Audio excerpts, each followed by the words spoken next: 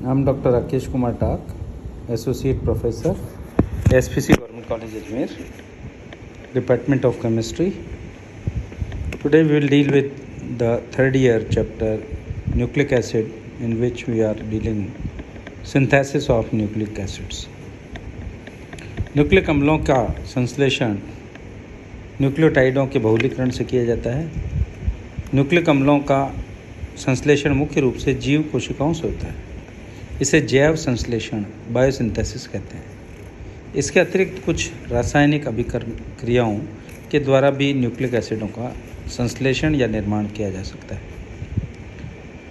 Purine nucleotide का जैव संश्लेषण जीवधारियों की कोशिकाओं में प्यूरिन्स तथा पिरिमिडिन्स न्यूक्लियोटाइडों के संश्लेषण में जिस पदार्थों का उपयोग होता है वे निम्न प्रकार के हैं: एटीपी और एडीपी, एडिनोसिन ट्राइफॉस्फेट और एडिनोसिन डाइफॉस्फेट। एडिनोसिन ट्राइफॉस्फेट जो है, इसमें adenine क्षारक,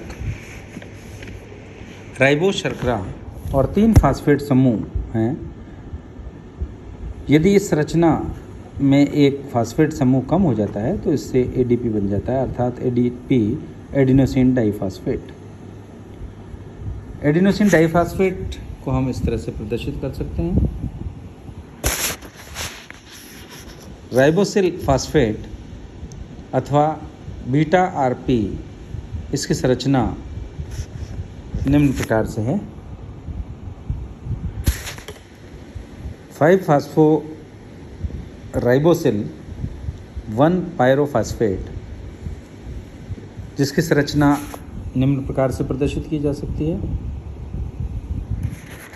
nicotinamide adenine di nucleotide. Purine nucleotide के जैव संश्लेषण से carbon dioxide, glycine, formic acid, glutamine, aspartic acid आदि काम आते हैं। प्यूरिन न्यूक्लियोटाइड का मुख्य आकार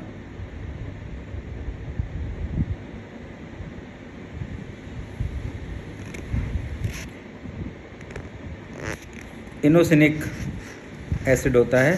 इसका निर्माण करने के लिए सबसे पहले फास्फोराइबोसिल पायरोफॉस्फेट लेते हैं।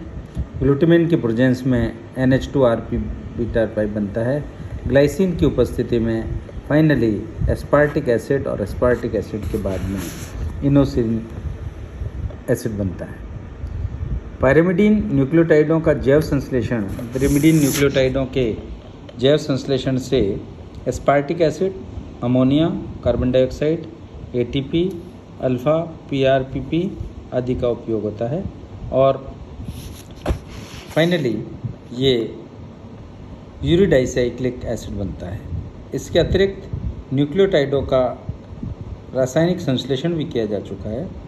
3,5-डाई ऑर्थो एसिटिल एडिनोसिन से एडिनोसिन 2-फास्फेट अथवा 2,3 ऑर्थो आइसो प्रोपिलीन एडिनोसिन और एडिनोसिन 5-फास्फेट का संश्लेषण होता है। न्यूक्लियोटाइडों का रासायनिक संश्लेषण किस प्रकार से होता है? Means the chemical synthesis of nucleotides. न्यूक्लियोटाइडों के रासायनिक संश्लेषण की कई विधियां हैं, जिसमें पहली विधि है एडिनोसिन 5-फास्फेट का संश्लेषण लेवाइन मेथड के द्वारा किया जाता है,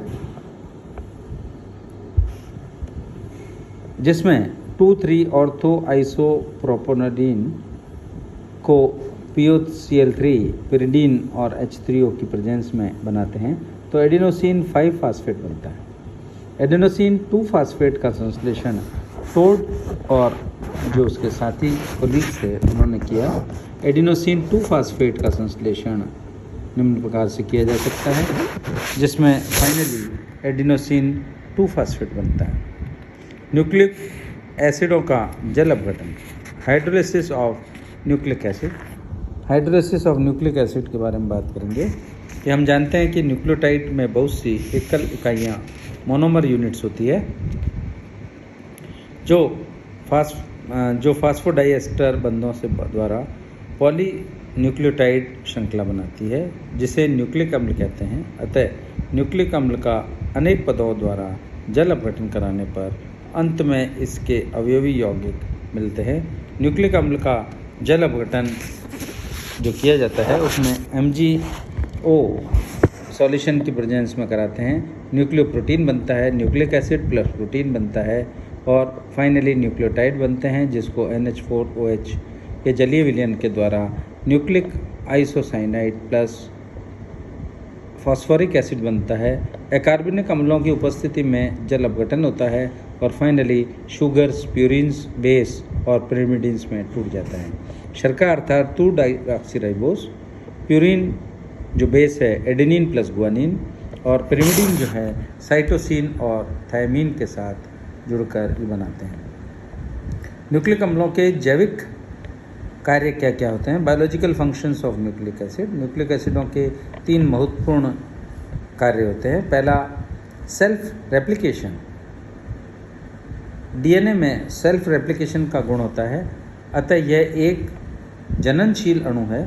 DNA का यह विलक्षण गुण सर्व प्रकार से प्रजनन की मूल है।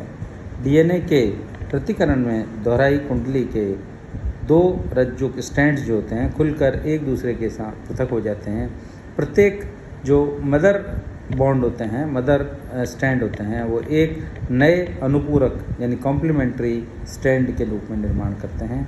इस प्रकार के जो टेम्पलेट्स हैं, टेम्पलेट्स का काम करते हैं और यह DNA का स्वयं प्रतिकरण हो जाता है। देखिए जिस तरह से चित्र में दिखाया हुआ है, इस तरह से इसका रेप्लिकेशन होता है और ये इसी तरह से DNA की प्रकृति की क्रियाविधि जो है वो प्रोटीन सिंथेसिस क्या होता है? DNA में प्रोटीन, पिरिडीन और प्यूरिन क्षारक युगलों का विशिष्ट अनुक्रम सीक्वेंस विशेष प्रोटीन के निर्माण के लिए कोडित जानकारी, कोडेड इन्फॉर्मेशन के रूप में निरूपण करता है। इससे पहले इन कोडित निर्देशों में mRNA यानी मैसेंजर RNA जो मैचिंग के द्वारा नाइट्रोजन क्षारक अनुक्रमों को अनुलेखित करता है। तत्पश्चात mRNA में उपलब्ध निर्देशों का पॉलीपेप्टाइड श्रृंखलाओं में प्रोटीन अमीनो अम्लों के विशिष्ट अनुक्रम के रूप में ट्रांसलेशन किया जाता है। आनुवंशिक जानकारी के उपयोग में मुख्य पदों में मेजर स्टेप्स जो है वो निम्न प्रकार से दर्शाया जा सकता है, यानी DNA का रेप्लिकेशन होगा और रेप्लिकेशन के बाद में ट्रांसक्रिप्शन होगा। ट्रांसक्रिप्शन के बाद में जो RNA बनेगा वो उसका ट्रांसलेशन द्वारा प्रोटीन बनेगा। कोशिका में विभिन्न प्रकार के प्रोटीन का संश्लेषण होता है तथा प्रोटीन का विशिष्ट अमीनो एसिड अम्ल का संगठन होता है। कोशिकाएं DNA में निर्देशित होता है। इसी तरह से म्यूटर रोटेशन, उत्परिवर्तन। विशेष परिस्थितियों में कुछ अमीनो अम्लों में नाइट्रोजन क्षार की बेस जो है का सीक्वेंसिंग परिवर्तित हो जाता है। इस प्रकार से परिवर्तन से आई स्थायी जो चेंज होता है और उसके DNA में आगामी जो पीढ़ियां हैं उसमें वो परिवर्तित होता जाता है।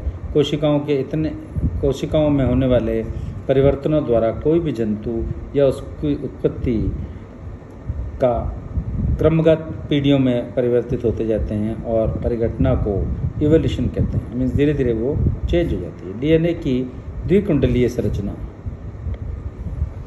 Double helical structure of DNA। G.D. Watson और F.H.C.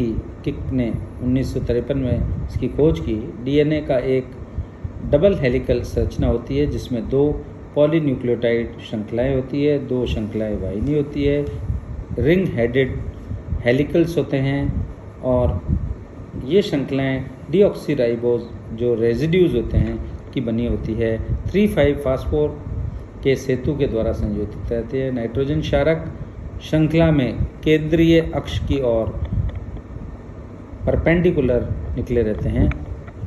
इसी तरह से इस दोहरे कुंडलीय अणु में 3 रज्जुक स्टैंड्स होते हैं। प्यूरिन तथा पिरिमिडिन क्षारकों के हाइड्रोजन बंधनों का परस्पर संयोजन होते हैं और इसके सामने जो स्टैंड्स हैं उनकी स्थित प्यूरिन और पिरिमिडिन का पेयरिंग होती है, स्पेसिफिक होती है। इसलिए हाइड्रोजन बंधों द्वारा एडेनिन थायमीन से जुड़ा रहता है और गुआनिन साइटोसिन से जुड़ा रहता है। गुआनिन और साइटोसिन के साथ 3 हाइड्रोजन बंध गुआनिन ट्रिपल बॉन्ड होता है जिससे संयोजित रहते हैं, जबकि एडेनिन और थायमीन के मध्य हाइड्रोजन के डबल बॉन्ड होता है। ये श्रृंखलाएं क्रमशः ये श्रृंखलाएं अभिन्न होती है, ये श्रृंखलाएं भिन्न होती है और यह उचित क्षारकों के बेस पेयरिंग के द्वारा दृष्टि से एक दूसरे के कॉम्प्लीमेंट्री होती है। अर्थात डीएनए की दो श्रृंखलाएं परिकल्पनिक हाइपोथेटिकल भाग में हमेशा ए टी के साथ और जी सी के साथ जुड़ा रहता है। इसी तरह से अंतरा न्यूक्लियोटाइड बंधों द्वारा भी ये श्रृंखलाएं एक ही दिशा में नहीं दौड़ती है, अपितु यह एंटी पैरेलल होती है। दोहरी कुंडली जो डबल हेलिकल का मध्यमान व्यास है, मीन डायमीटर है, वो 2.00 नैनोमीटर होता है तथा इसके द्वारा टर्न व चूड़ियावात के परिवर्तित हो जाते हैं।